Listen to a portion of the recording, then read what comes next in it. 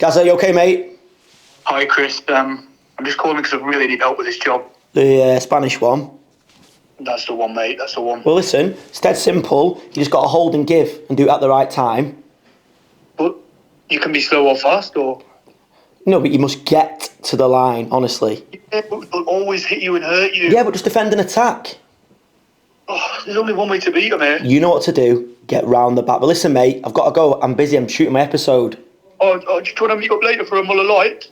Only if we play Scrabble like we normally do. Oh, but you always beat me. Well, listen, today, this week, things have changed, yeah? Listen, I've got to go, mate. I'll catch you later on, all right? See you later, pal. Love you. And you, mate.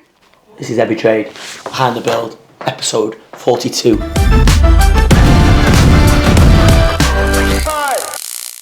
So welcome back to another episode of EveryTrade Behind the Build, episode 42. We are close approaching our half century. How fast has that gone? We are, I think, at the time of recording this, about 21 subscribers away from 8,000 subscribers. So watch this episode, and if you think you like what we do, please just give us a subscription. That's all. It's free to do. Just click the subscribe button, and then I'll promise you we'll generate the best possible content we can twice a week, all for your entertainment and education. So on project 849, we have literally no time to lose. We have thrown the whole squad at this, and finally we've got some of the plots ready for the pilers. Let's have a look.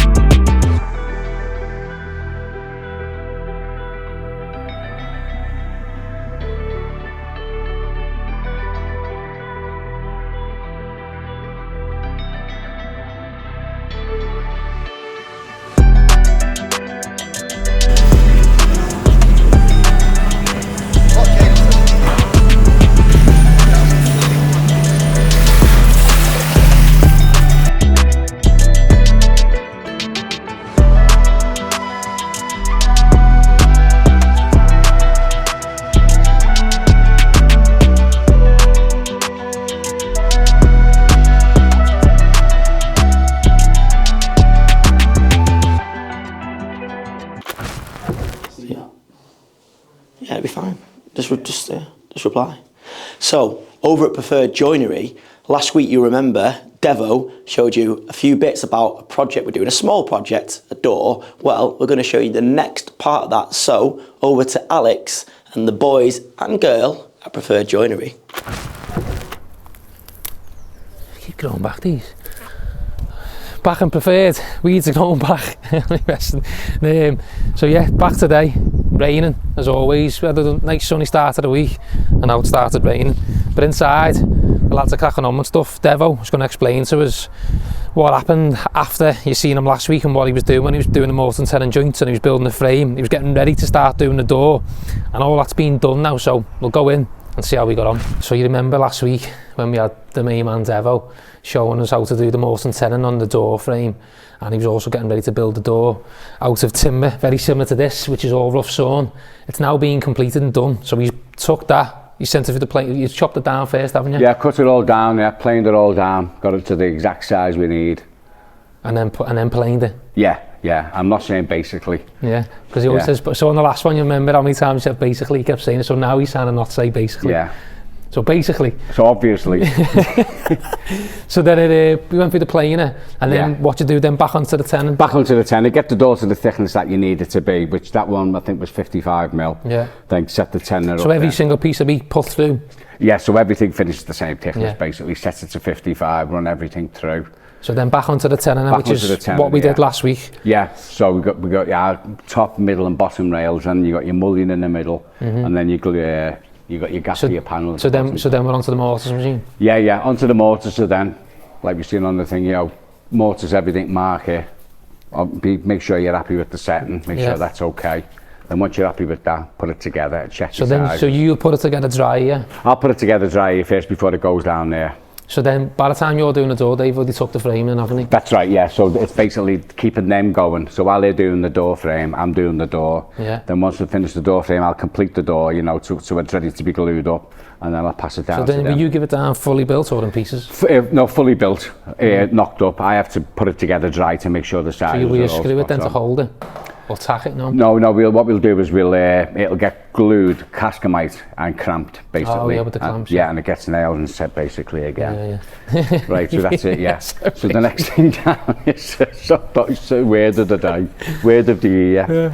So the door frame then's fully done. So who knocked it up, Danny and Will? No, I knocked it up. Just remember that I knocked it up. So you knocked it up? Yeah, they put the panels in. I knocked it. I didn't want to claim to it because it looks a bit rough from here. So there's no problems then, no? No, not at all. No. I'm not used to everyone else knocking me stuff up. I forgot I actually did this one. Yeah, I knocked it up. The lads just fitted the side panels. How many problems can you find on the stuff? What a two. Well, if I had a penny for every time I'd have the job up in here, I'd have enough to pay Kyle Walker's child support. But I just swore that you'll have to cut that out. So who makes all of them? Craig makes all this. This is his forte. This is why he was put on earth, to make all this kind of stuff. You know what's going round there. Ah, okay, mate. Panel with a chamfer on it. Sound. So you'll see there on that. Are you laughing at? So before, on the machine, Richard was making that up, weren't he? So then, on them pieces then, Richard, what was you doing it for, like a biscuit joint? Which is that there now, isn't it? Yeah. So then how they form then? I've got it sent with an MDF. So the bandsaw, you use the bandsaw for them, yeah? Keep all the like templates, it's just okay. When was it to the side? So you've made this at some point anyway then? Yeah, I've got them all under here from other doors, the different styles. So then that's when you can have it, okay, yeah, get you. So then once it's down here from you then, Devil, that's it, you're out the way, aren't you? That's it, yeah. I've done the hard part, I just leave the easy part to them then. Laughing at. Like that, not a different style again, just depending on what you want on the brains of the outfit, mate. Okay, yeah. So is that one piece of timber then? That's two. Laminated? Bonded together. yeah. Where's the bond then? Oh, there. Okay, yeah. Two together, so obviously when you cut it, cuts into the set. So you bond them first, then cut it? Yeah, bonded them together on Saturday, and just about went off on Monday. Office pieces missing here. Oh yeah. So you see, they'll never see that. you see that bit there? What you used to cut it with, the bandsaw again? Yeah. Well, to get that shape, I've had to use the spindle to put the ring up and use the spindle. So I basically make an MDF template, and then to the shape of what we need, and then just run the ring along it, and then it just forms that. Okay, yeah. To exactly the size that you need. If you try to do that on the band, it'd look a bit rough, but it gives you a smoother finish. So then once this is done, then you don't see it again, then do you? No. The lads will put the T&G boards in it. Then once it's obviously gone off and that, the boards have to go in. So what they'll have to do is sit the board on there, obviously to make sure you get the fancy thing. The board will just sit like that, and then you draw underneath, and then just cut it out. Obviously, okay, yeah. It's straightforward there, but when you get to this part where it curves and that, you just draw underneath, keep drawing, and then just push it up until you're happy with it, and then cut the boards to size then. On the bottom? Yeah, so don't cut anything to length until you're happy. They're sitting okay, and then cut to size. So where does it get glued now? That's where the clamp goes on? Yeah, clamp will go to, top, middle and bottom rail. What do you do if the clamp's not big enough? We have to put two together? You can put two together, yeah? Yeah. Usually they are big enough, but it's like something like this, that's only like 69.5 inches wide, so the taller clamp will probably get it. The only difficult part obviously is when you're cramping, you can't obviously clamp there to there because there's nothing there because of that, so you have to basically keep it to the inside, hope that closes. So when you're cramping then, you have to make sure the measurements are right then as well when you do it? Yeah, but I did that, I knocked it up dry last night before we did it, so the sizes are spot on. Okay. 70 wide. So that's all you do, leave it on overnight? What's overnight or a couple of hours? No, You just clamp it up and then wedge it up. The wedges will keep it into place. Okay. I'll take the clamp off. It'd probably be overnight, I would imagine. Yeah. Let it go We off. won't be able to work on it till tomorrow. Yeah. No. Obviously, once it gets squared up, it's got to stay square. So just leave it on the floor, let it go Oh off. yeah, leave it flat on the floor. Let's not mention square things. Yeah. No, let's not. How many times do you reckon you've had to fix stuff without saying nothing? Every day?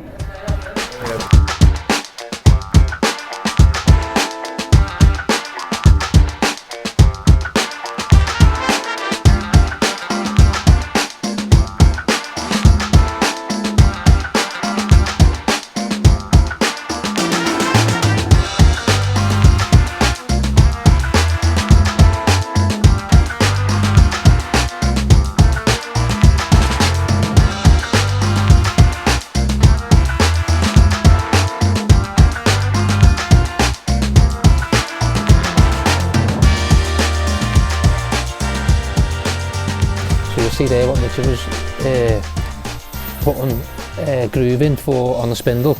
It's been put together, it's getting glued now. That's what's going to go inside on the door, and then you're going to go round it, aren't you? Yeah, I'll probably come in, say like What do you use 2 for it? inch, and then I'll mark there like that. And just sand it to that point, now with the sander on an angle. Oh, so you just sand all of it then, yeah? So you don't cut it at all, no? Around the edges now. Oh yeah, so it comes off quick then? Yeah, if it's only Moranti in it. Oh yeah. Put a fresh bells on and just go round, I'll just angle it all, so it's got a bevel on it then. Ah, yeah. Run off it. Okay, sound. And then stick it inside? Yeah, and I'll pile it over and screw it from the other side, no, so it's not filled on the outside. And fill it on the Pops back. or anything. Proper in fashion these now, so you'll see these doors here. It's a crystal style door, you see them all the time on Instagram now in metal. Loads of people do steel metal ones now. But we do get quite a few inquiries asking if you can do it in timber. Now I know Mike doesn't like doing them all the time because it's wood inside in a home. It can warp and move, so we always let the customer know that, because there's a chance that if it's by on the floor eating, it could move and warp, can't it? But it's because it's so thin. But they are nice, I like them, eh? And they're cheap. They are actually cheaper than doing the metal ones. Quite comfy, this chair. This is, you haven't seen this seat before, this is the boss's seat, Mick. This is his little domain where he sits and places all the jobs and does what he needs to do. But we've actually been doing a lot of training the past couple of weeks now. I think we're on our fifth session for a new software that we're integrating into the company. So when we first set out about getting Preferred and acquiring it, one of the main things was we wanted to bring the software in to the company because there was not one used. Everything was done by Mike himself in terms of price and stuff and getting jobs out. So we set out and we used a software to begin with, which was very user friendly, and when you send the quotes out or the estimates, it was very good, very detailed, and it was a good selling tool. So the customer themselves could see their property with the windows on, all that kind of stuff. But what it didn't do is it wasn't very specialised in terms of giving you the cutting list, the exact measurements you needed to do certain job sheets, and there was a lot of stuff you couldn't include on the software, and you had to make allowances for in terms of like specialities like arch windows, all different types of stuff. And with timber sash windows, there can be so many nuances to each one. Like not one job's ever the same, whereas like PVC or aluminium windows, you know, there's only a couple of different types you can have, and it's very much uniform across the board. So the software we felt was a bit more leaning towards PVC and aluminium type stuff. So if you were just doing that, it would be perfect for that. But because we're so bespoke in what we do, it just didn't work. So we got onto it quite soon. Mike was basically saying himself, like, not the best that for us. And when me and Carly were trying to work out quotes and get them out, it just weren't fitting right with us. So we shopped about a bit more, and there was another software that we found, and it's not expensive. I mean, it's not cheap, it's expensive. So I think we're paying about 10 grand all in all for it. But it's not a cloud based just yet, so you'll have be onto your computer. They're going to go cloud in about 1 or 2 years time. And for people who don't know what cloud based is, it means basically you can go on the internet anywhere on a computer or laptop. It doesn't have to be in the office, and you can just log into it on their website. That's a cloud. Whereas the way they're set up at the moment, it's not. It's more like a hard drive set up like a server. You don't need a server, but that's like the sort of similar lines that it goes down. So we've been going through the training, and it's very in-depth. There's one of our little test sheets so far, which is like a cutting list sheet for the lads to work off. So I know last week Mike was going in deep with them on the numbers and stuff in terms of what sizes we allow, and the amount of detail that goes into it on the back end is unbelievable. Like all the little types of small measurements that you need to allow to put the window together. It looks easy when you see it getting knocked up by Devo, but there's a lot involved in that. He makes it look easy, and the lads in here make it do. It's not the easiest to do, but this software, the idea behind it is when a job comes into us, 𝗕𝗨𝗟𝗃𝗟𝗔𝗧 will be able to just straight away put a price together, send it out to the customer as quick as we can. If they do approve it, we print the job sheet off. It'll give us a full order list of how many materials we need, what the sizes are. We'd send that straight to our supplier. It'll come in, the lads can work from the same job sheet. It'll give us our glass sizes so we can order our glass straight away, because normally what we do now is we'll build everything first. Once it's built, then we'll measure for the glass, then order the glass. And it's Mike's mainly done it from a safety point, because he doesn't want things to go wrong, so he'll wait until it's fully built, then measure, so we know we're bang on. Whereas this software, we haven't tried it yet, but they're certain that it'll be right, and if we do follow it and do believe in their system, we can just order glass straight away at the same time when we're ordering all the wood, so we can get the jobs out even quicker. And it's also got a nice CRM system in the back end, which we haven't started using yet, which will be able to put all our leads through, any jobs that are coming in with pricing, we'll be able to follow up a bit better, because at the minute we're just on one sort of Excel spreadsheet that we're working off, so it's a bit hard to follow. But as I say, it's still early days with the software. We're not fully set up on it yet. We're trying to get it gone, but we're doing a training once a week. And as I say, the idea behind it is so that 𝗕𝗨𝗟𝗃𝗟𝗔𝗧 can do most of it herself then, and it'll all come in, and it'll take Mike away from doing the sort of pricing side, because all the prices and all the numbers are built into every single thing. So even when you do the window, it'll tell you how long it's going to take us to make, how much weight is in it, so we know for when we're doing deliveries how many we can get it back in the looping van. It does everything for us, so we're hoping all the effort and all the time and energy we're putting into it is going to pay off, and then it'll also minimise Mike's time that is needed to price jobs. He can just go out and do surveys, then survey any new job coming in, because he has got the knowledge that most people haven't got, to turn up on a job and go, right, that's what it needs, and then he can just come back, relay it on a piece of paper or whatever to 𝗕𝗨𝗟𝗃𝗟𝗔𝗧. She'll just bang, draw it up, send it to the customer, and that's it. And then once it comes, push through, print it to the lads, they'll build it in the office, and that should be the system. So that's it, and that's where we're up to with it at the minute. But a little quicker week this week inside the factory. The lads are busy on jobs that we're trying to get out the door before we start any new ones, so we haven't really started anything new just yet. They're just finishing the last couple of touches, and then we're waiting for Dave, the fitter, then to start and get them all in. So with all that being said, I'm going to hand you back over to Chris now in Manchester, and he'll take it from here. I love the preferred elements. I mean, the characters there, they really sort of come to light. Devo, what a legend. He could have his own show. But I also like learning the technical side and getting you guys to see the different dimensions we've got to our business. Sometimes I take a step back and I think, wow, I can't believe we've got a business that does all this range of things. It's brilliant. We're not stopping there. We're going to look at other businesses to acquire. That's something that Alex and I are going to work on down the line. But yeah, Rome wasn't built in a day, especially if I was building it. You remember Hollywood, up to no good, little RTA had the incident with the post, and Dale's been working on that van. Well, he's got it fixed now, and actually it's not been as bad as we thought. It just needs paint. What we're going to do, because it's a really new van, we probably could have got Warren to do it in-house, but we're going to send it to a body shop to get fixed. But let's see how Dale got on with the repairs. Hello. So we finally got the new wing for the crashed van. So I can start putting that back together now and get it over to the body shop. We'll get a price for spraying up and sorting out the bits. But yeah, it will be a complete van again, and yeah, it did take quite a while for this to come, but it's here now and we can crack on. So I'll get some more videos of this today. Let's go.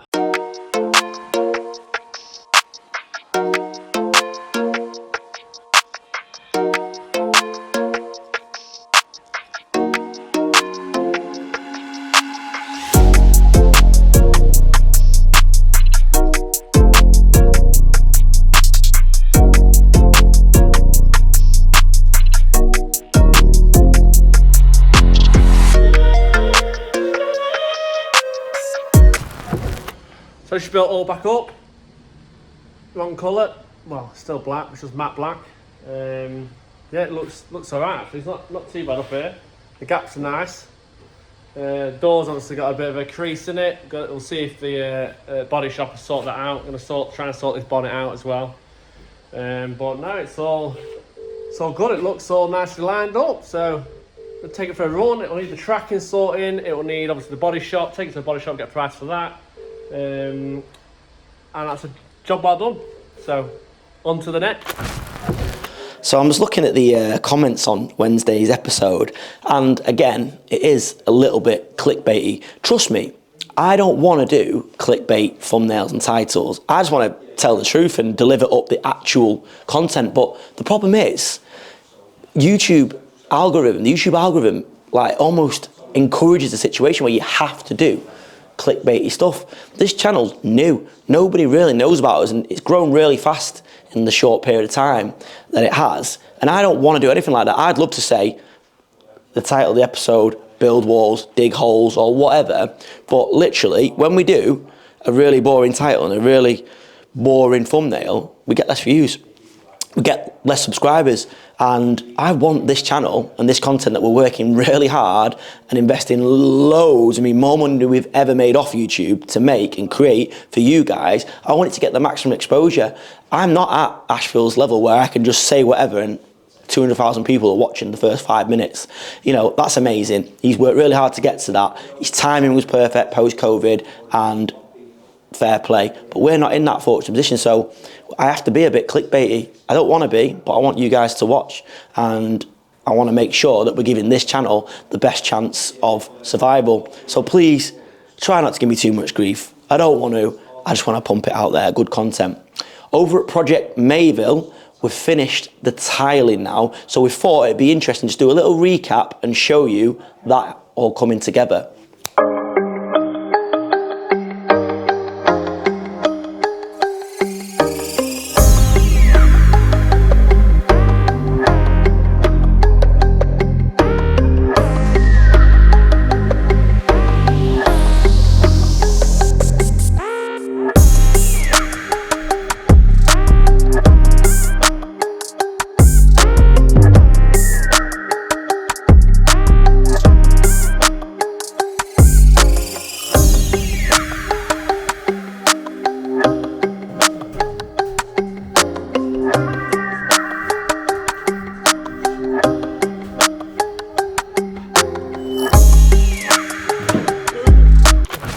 So before you saw the piling work starting and moving along at Project 849, well, I thought it might be interesting to send you back there so have a bit more of a general walk around and see what a lot of our guys are up to, and finally get you to meet properly Bizzle, Sean, our foreman over there. He's been with me now since, 2015, and he gets parachuted into all the big jobs. He's amazing. His work ethic is unbelievable, and he spends his company's money like it's his own. He honestly takes care of every little element. I feel so secure when he is on the job, especially with the other guys we put around, and we've got a great little team, and I'm glad that finally you guys are getting to meet the individuals. So over to the Bizzle.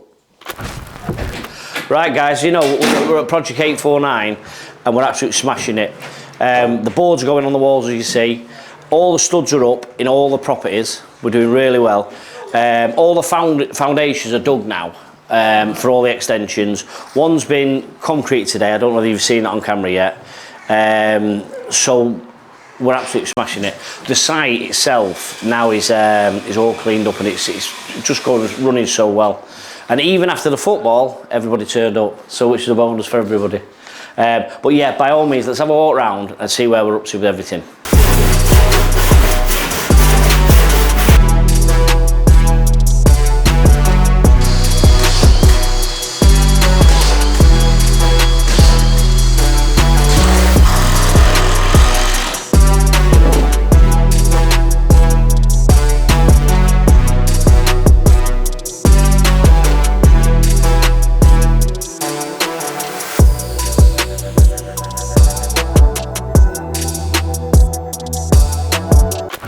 Right, as you can see, all the studs are going up now. The fire door cases have turned up, so they're ready to rock and roll. And again, just like I keep saying, we're flying. There's not a lot else to show you inside. Obviously, we've got to have lintels in here, there and everywhere yet. This opening's absolutely going to go. This is all going to be open plan, kitchen and lounge, as soon as the extension goes up, but not quite yet. So yeah, we're flying. Right, so this is one that's now concreted. Come Monday, I'm expecting the block work on this to be near roof height. I think the way we're going to have to work it, because there's such a tight time schedule, I'm going to try and get the bricklayers to put the block work up first, which is the wrong way round really. But in this case, I think we have to. We get the block work up, we can get the roof on and carry on the inside. I don't care about them lapping around the outside. We're not bothered about brickwork for now. So that's the way I'm hoping the bricklayers will work with me on this one. So, but this is the foundation all ready to go, nice and level. A coarser block, and we're in. So, honey, how are we getting on with it? Yeah, not too bad. Yeah. Just cutting the opening out. Ready for double joist. Double joists and trimmers, hangers on. Yeah. Smashed it. You're all over it, son. Not too bad. Well, where's your left hand gone? Has he gone for a brew? He's come for a brew. Right, well, that's not good enough, is it? Let's get him back. No time for brews on this project. Let's get him back. Right, I'll go and grab him. Right, so Sean, I can see that you guys have a tight deadline to do all these properties here. Yep. I mean, is it any sort of pressure you guys are feeling, or? Well, there's a lot of pressure. I was on holiday till last week, so I came back and got bombed on this site. Because of things out of our control, the foundation should already be in, and one of these extensions should be nearly up. So you think we're running behind, but we'll soon pick that back. So yeah, we're just pushing towards this. We've got a deadline to it, and we will hit it. We always hit it. It just means the lads will have to put more hours in. Simple as that. Right, guys. We're all packing up for the day. As you know, it's Friday, so what I'm going to try and do, I'm going to try and talk some of the lads into working tomorrow, only because we're on such a tight schedule. If not, the lads will be back Monday. And if they put a shift in like they did this week, next week we're going to be a lot further on. I'm aiming for getting 2 of these properties ready. So we've got ready for plastering, but that means the electricians are in on Monday. The plumbers are in on Monday. If they can get first fixed and we can get boarded, I think we could have plasterers in the following week, which will bring us right back round to where we should be, hopefully. So I'll see you on Monday. So I'm just with T-Burn West, and he's showing me the inbox. Quite a few people have reached out from 𝗕𝗨𝗟𝗃 and offering to work with us on that project. So it's amazing the power of YouTube. You guys watching and now want to work with us, and I'd say that across the board. If you are a skilled tradesman, subcontractor or supplier, and you like what we do and you see the type of projects we do and you want to work with us, then get in touch, because I am obsessed with working with good people, especially in areas that perhaps we're not as strong in. So we've got stuff in 𝗕𝗨𝗟𝗃, we might have some stuff in the northeast. So yeah, get in touch. In Liverpool on Project Adelaide, the Middleton boys, our trusty plastering contractor, has smashed through the plastering, and Alex is going to update you on that project. Wow, you cannot buy them on eBay. So welcome back to Liverpool, and nice one, Chris. So yeah, we're just on Project Adelaide, and last time you seen this one, I was with the plasterers and we were trying to give them a target to try and get done in 7 days, and he actually done it in 9 days, wasn't it, Chris? 9 days so together. So still a good, still a good time. So they literally boarded the whole house, dry lined, dot and dabbed, and skimmed out in 9 days, which is decent, and it's not the easiest house to do because it is quite tight in certain places, but let's go and see how they got on. So there's no lights on at the minute because they've only just finished. So Christine will get some lights set up in here so the lads can see. And the next thing that's going to happen now is all the tiles have landed for the en-suites. The tile is going to start today. Today 1 o'clock they said. So they're going to come today, start that en-suite on the top, work their way down, and then they're going to hit the ground floor last, which is going to be fully tiled apart from the bedroom, but the whole hallway, living room space and kitchen is going to be fully tiled. This is what we always do now. And then once the tilers have started and they've started making the top floors done in terms of bathrooms, we'll start getting all the second fix joinery in. The joiners will start behind, putting in the laminate skirt arcs, doors, and then that's it, then starting to paint. Easy. Easy. And then in between all of that, we'll have Tom over and Alex doing bits of plumbing, putting the radiators on and stuff like that, and Kev, our spark, will be back to start second fixing to get the proper lights on for us as well, so we can see what we're doing. But other than that, sound all outside. Christian and the boys have done all the render outside now, haven't you? Oh, the render is done. The scaffold's coming off next Monday. Sound. So out the back now, everything's been done, but the only lid that hasn't been rendered is the bit above the single story extension with the scaffold in it. So what we do is we'll get the scaffold dropped, then we'll sheet off the roof. The lads will stand on the new roof and then render in them, because you want to render in on top of the flashing. That's why, isn't it? Yeah, make sure it's both outside. Problems that we've had over the years, which is a nightmare, is when we come to do stuff like that, the roof always gets damaged tiles, so we're forever swapping them, so we always try and put like an OSB board now or something, but because the LED flashing wants to be up behind the render to give you that nice watertight seal, there's no other way of doing it. I don't know, is there, unless you put the LED in first and then bend it up and then tile afterwards, but still a lot of messing around. But yeah, so inside, as I've probably explained this layout a few times now, but you can see it a little bit better. Where Christine's standing there, and you will have seen me last week on one of the other properties where I was standing on the breakfast bar table about here. Same thing's going to happen, bang. Breakfast bar table's going to be there. Fridge there, and then the kitchen will start and wrap round. We'll have the extractor fan and the hob. The ovens will all bank up there. So again, same template as always, same as the one that you've seen last week. Now I might do a little bit of a grey shot roll now, so you can see. So I've just seen this as well, what Christian's bought, because what's been happening on all the older properties round here, especially in Kensington Fields, the seagulls start nesting on the top, on the chimneys, and they always try and attack you anyway. But what happens is the tenants move in, and then we always get complaints of seagulls being too loud on the roof. So then we're like, what can we do? Obviously put spikes on. And one of the properties that we checked out this year, there's bear poo everywhere, ain't they? So they nested on top of the dormer, made their way around them, because they can't fly. They just literally live for a couple of weeks on either the windowsill or like the gutters, and just do what they do, don't they? And it was all over the yard, wasn't it? Over the yard was. So again, maintenance, we want to keep our maintenance to a minimum. And these spikes won't fit this time around, aren't we? So you're going to put them on the ridge? Yes, put it on the ridge, around the chimney, and whatever we got left, maybe some on the window bay, and we take some over. Yeah, the window bay, yeah. The window bays. Yeah, because you can see them, I mean, because we cap off the chimneys as well, so it's a flat surface, it's even better for them to sit on it, stand, and they always nest. Or nesting. And then you can't obviously get rid of them either. Once they're there, you just have to deal with them. Which is annoying for the tenants, and it's annoying for us because we have to clean it up after every single year. Yeah. You've had to rescue a few, haven't you? Yes, I remember one job that we did with Christian, and this was in Waverty, this one though. It got stuck, didn't it? Yes, there was like a little chick, a seagull chick, come down, and I was stuck, and Christian, one of the neighbours was shouting, weren't they? And Christian got a big ladder. It was like a 3-storey building. Ladder right to it, caught it. Yeah, get it up. So each job, you always have a surplus of materials. It's always like screed or grout, and adhesives. Yeah, all kinds. Yeah, because we're using slow sets, fast sets, and different sets of adhesives for the tires. Yeah, so Christian's very good at making sure the gear is utilised properly and move around the job. So when a job's finishing or coming to an end, whatever we're starting next, because we've always got properties on the go, so we've always got a property at all different stages. So like for instance, this is at a plastered stage now. The property around the corner, Albert, you've seen that's at a finished stage, but we've got a couple that have started, which are on rip out now, and a couple that haven't even started, which I'm going to show you another day.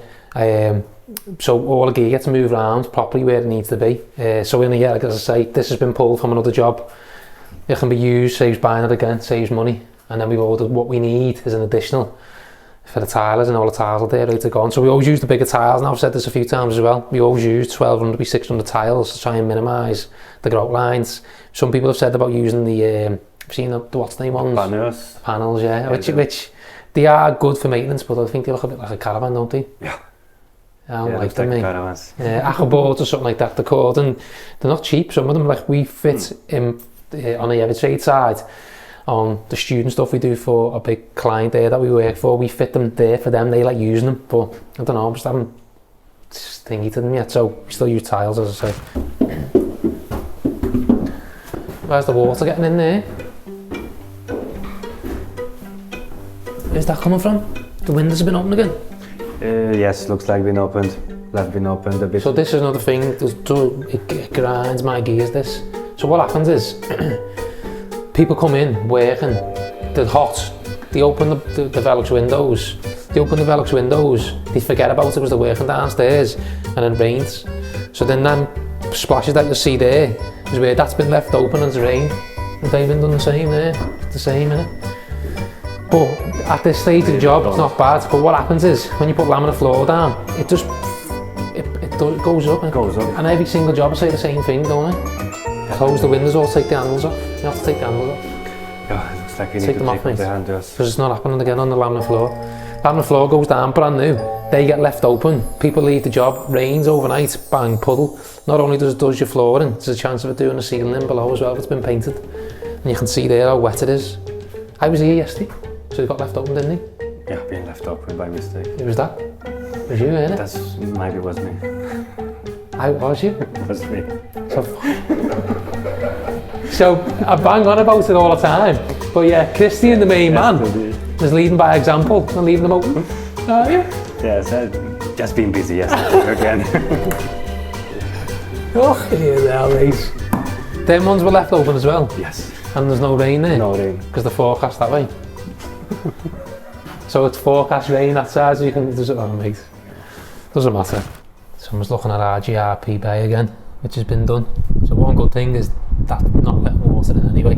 A bit of water sitting on it there, to be honest though, Chris. Yeah, I've seen it on the middle a bit. Maybe it's been raised up bad. Much better than having the felt, as I say.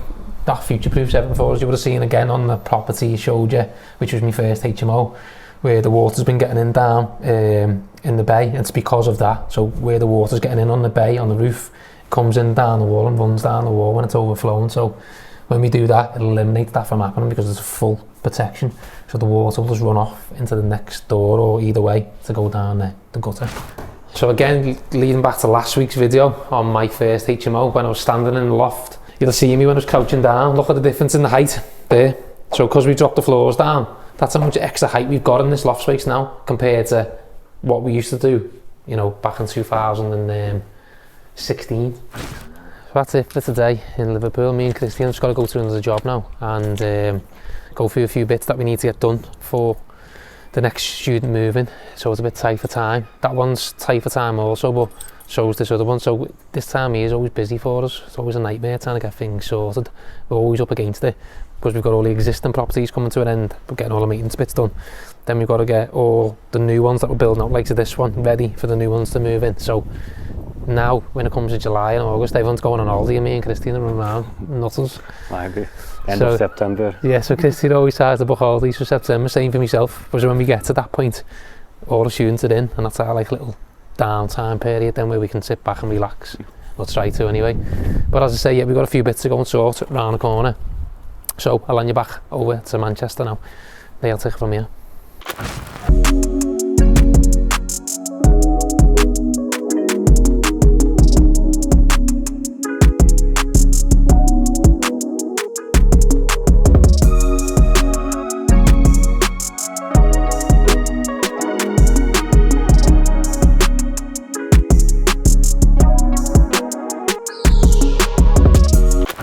So, look, don't worry, I've not bought another machine.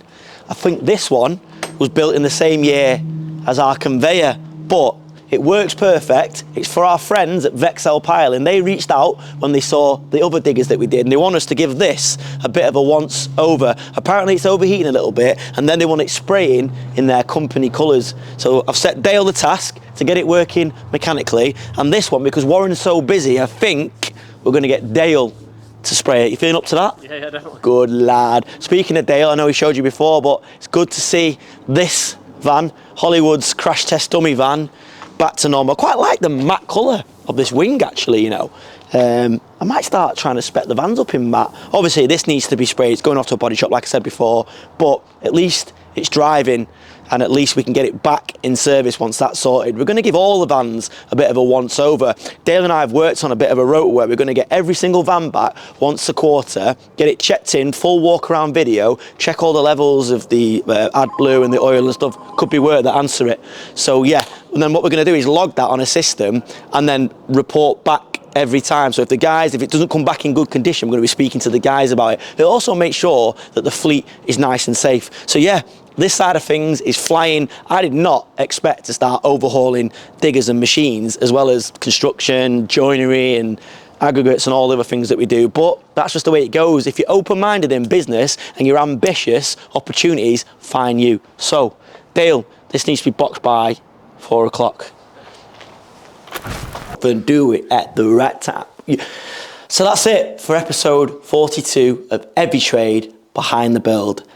This will be coming out on Sunday morning. I hope by Sunday evening, this country has gone bananas because we have brought home the European Championship. Come on, boys. Do it for the tradesmen. Do it for everyone that supported you over the years. Do it for our families, our kids. This will be memories made for a lifetime. Come on, boys. Come back on Wednesday. Maybe, if we win, there might be nothing happening, but come back for another action-packed episode of EveryTrade Behind the Build.